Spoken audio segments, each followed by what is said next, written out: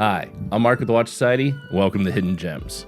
Some watch designs last for decades upon decades, the same design nearly identical for a generation.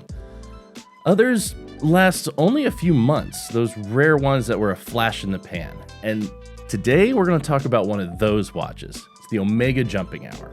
So let's get into it.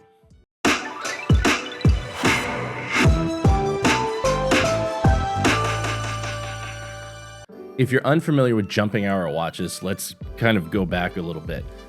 Starting in the late 1800s with Joseph Paul Weber, you had these pocket watches that actually had the hour jump. Instead of having the hour hand go across the watch, you had a digital hour display that would jump and change on the hour.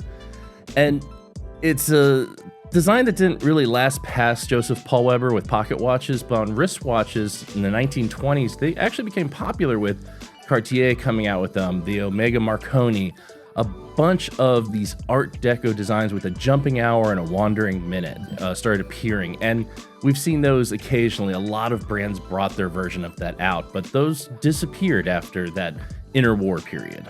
Fast forward a few decades, you'll see a few in the 1970s, but it's really the second renaissance of mechanical watches in the 1990s where we start to see jump hours really start to make a comeback until today, where a lot of brands have made jump hours. We've seen them from Chopard and Breguet. We've seen them from Christopher Ward, and Fears makes a great one.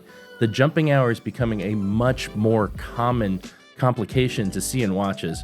And it's easy to see why. It's something that's different, that's not extremely complicated. It takes the same mechanism that you use for a jumping date, but instead of doing it once a day, it does it 24 times a day. And a really good jumping hour, instead of having it slowly change over time, will actually jump on the hour, quick change. That's an indication of a movement that's made right. I have to say that the cardinal sin of jumping hours I see way too often is when the minute hand is right there at noon and gets in the way of the jumping of the hour. Why have this display that changes the hour and then have a hand get in the way of it? And those two things about that quick jump or that hour hand getting in the way is something that Omega, in their one and only jumping hour that they've ever made on a wristwatch, avoided. As you look at this watch, it has this big looping minute hand. It's like an oversized Breguet hand. So when it actually reaches the hour window, it frames it so you can see the quick set jumping happening immediately through the hand. The hand doesn't get in the way at all. Omega did a really great job in their first time out making a jumping hour.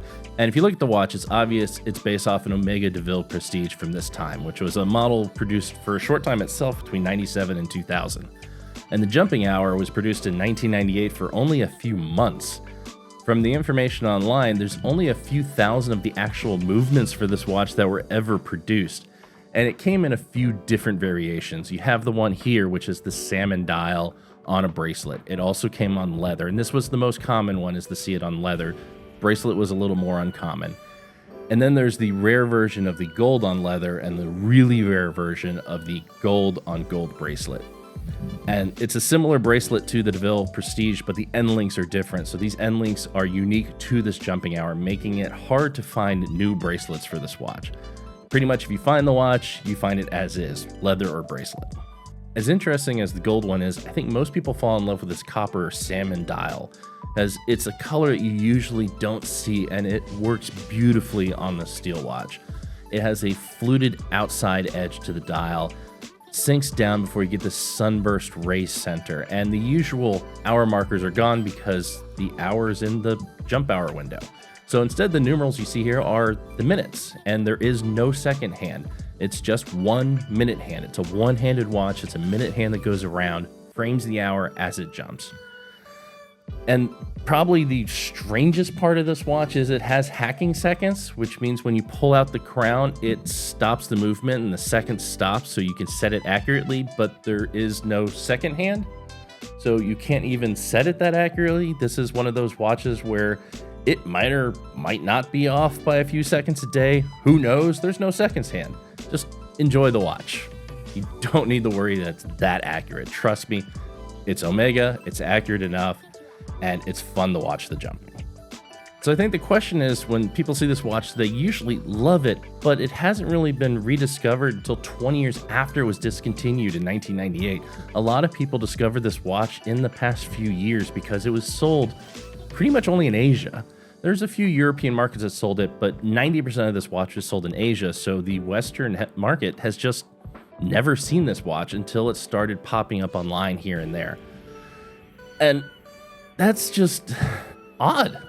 Omega made this in 1998 for only a few months. They didn't even try it out in the whole world. They just let it go in one market, kind of sold it, sat there for a few months. Some of them were sold in 99 when you see some of them that were sold in 99, but they're all produced in 98. And it just disappeared. No one knew about it. Omega made a jumping hour and nobody remembers it. And this is a time when Omega was making some interesting watch designs. They were certainly throwing out a lot of limited editions. There were some things that have worked well, like the Bond Omega Seamaster that brought out the Seamaster 300M became so popular, but there were certainly a lot of watches that, even from Gerald Genta's design house, did not do so well. And I think Gerald Genta would appreciate this watch, as he loved jumping hours. But in the end, that's what makes this watch a hidden gem. It's one of those rare watches that's absolutely perfect, hits it out of the park, no notes, but at the same time, it existed for just a few moments, a few months. That's it. When we're used to watches, these great designs lasting for years as companies attempt to show people how good they are. Instead, this one was barely even mentioned by anybody. It's hard to find a whole lot of information on it. It was just in existence for a few months and only sold in a region of the world. Now, thankfully, with the internet, you can find out more information now. You can actually find this on plenty of sites. It's not that hard to find. A few thousand being out there means that there's enough to be able to find them, but the prices on them have gone up over the years. I still think it's a great watch, and if you love it, I recommend it. So what do you think of the Omega Jumping Hour? Is it a true hidden gem watch? And what are other watches from Omega that you think are a great hidden gem? I'm Mark with the Watch Society, and have a good one.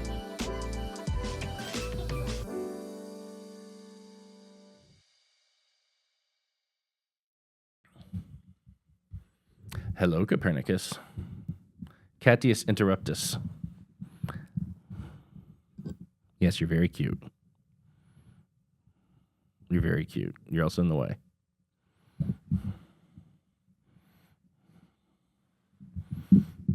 Cat aggro.